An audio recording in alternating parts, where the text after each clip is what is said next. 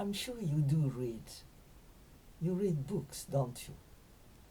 And if you were not reading, you would probably not be familiar with my podcast. So today I want to invite you to read with some guidelines.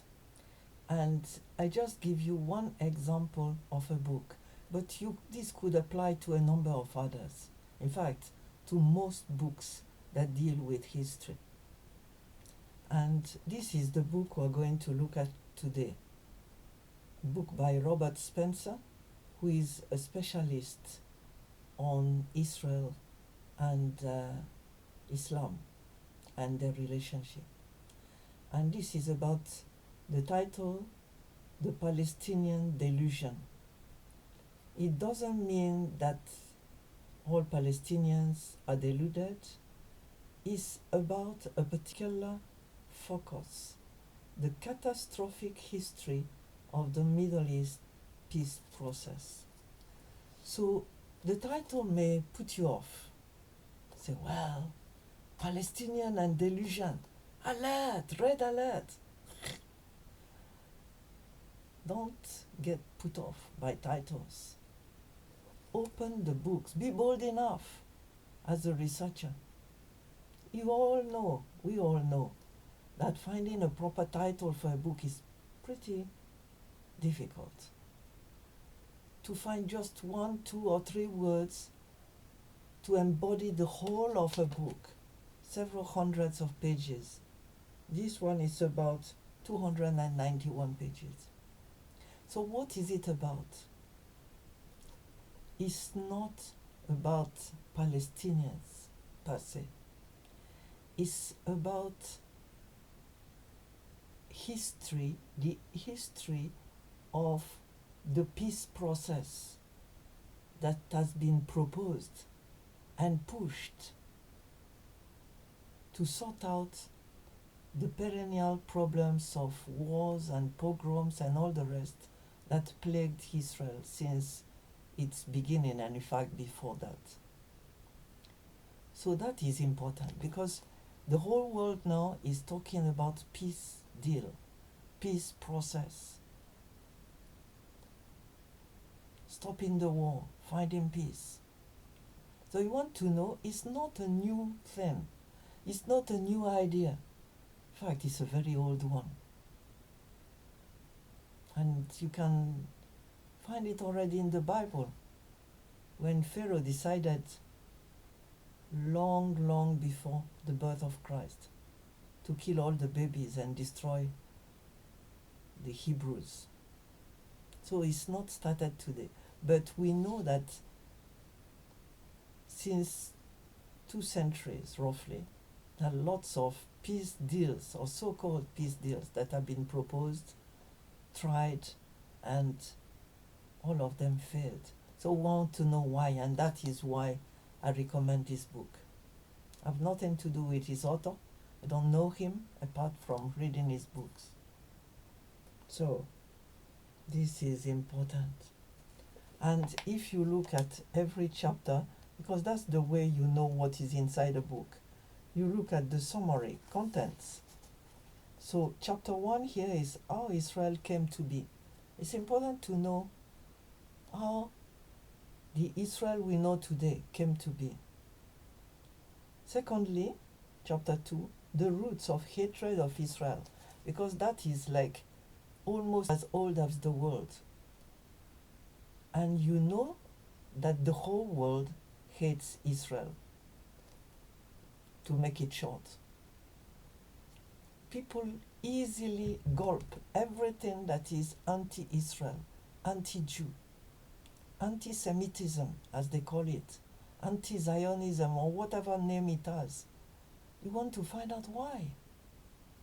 Obviously, Spencer doesn't have all the answers, but it's valuable to look at his own, because he sat down and reflected on it. Why is it that people hate the Jews? They don't hate the Chinese, no matter what they do. They don't hate the UK. They don't hate, call it a thing. They don't hate them. but they hate the Jews. And it's not something of today, it's not of yesterday, it's not of yesteryears. It has been going on. So you want to know. Chapter 3, the Jihad of 1948. That's the time Israel as a country started being. And there was an initial jihad that was followed, that by several years of wars. Wars that usually were won by Israel, no matter how many countries attacked them. And it's not a hazard, it's not an accident, it's not just luck. There's something behind it. Then chapter 4 looks at the issue of Palestinians. Who are the Palestinians? I won't discuss that now, I just want to highlight this. And then the seeds of the peace process, so-called. Who wants peace? Who suggested what? How was it done? The roadmap to nowhere, and so on and so forth. And then the last but not least, the last chapter, chapter 10, what is now to be done? And this is a good question, because nobody knows. Nobody knows. France has its own ideas, their own idea. UK has their own idea. The US have their own ideas. Egypt, Qatar, and all have their own ideas. Thankfully, God has a better idea. Sorry if you don't believe that there is a God. So the matter is, what is to be done? As human beings, as scholars, we want to reflect on it. There's no point pushing one peace talk after the other. And it's very ridiculous, in fact. That's an understatement. It's ridiculous to talk to a whole adult and knowledgeable country such as Israel and tell them, my friend, you're only a toddler. I know better than you. I will push my own idea to you, whether you agree or not. And in fact, the Palestinians themselves don't agree. No one wants a two-state solution. The Palestinians have rejected it time and again. Israel has rejected it time and again. So why do you want, you knowledgeable person, to tell them that you know better? As a scholar, never do that to somebody, even to your own students. Don't go and talk to them as if they were toddlers without a brain. I know better. I have the solution.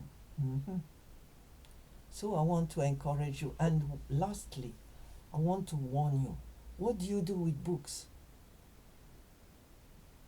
I've tried. I've shared books. So don't look at the beginning, the title, and start reading and say, forget about it. I don't agree. You can disagree all you want. It's free. You can disagree. But one thing you cannot do is deny facts, especially historical facts.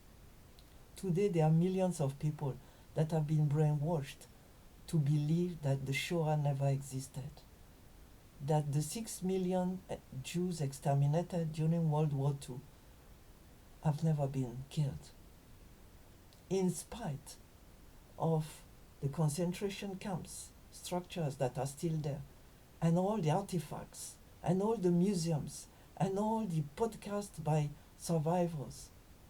They continue denying. The issue of 9/11 has been contested, in spite of all the facts and all the testimonies. And now today, there are people that will take this book and say, it's not true.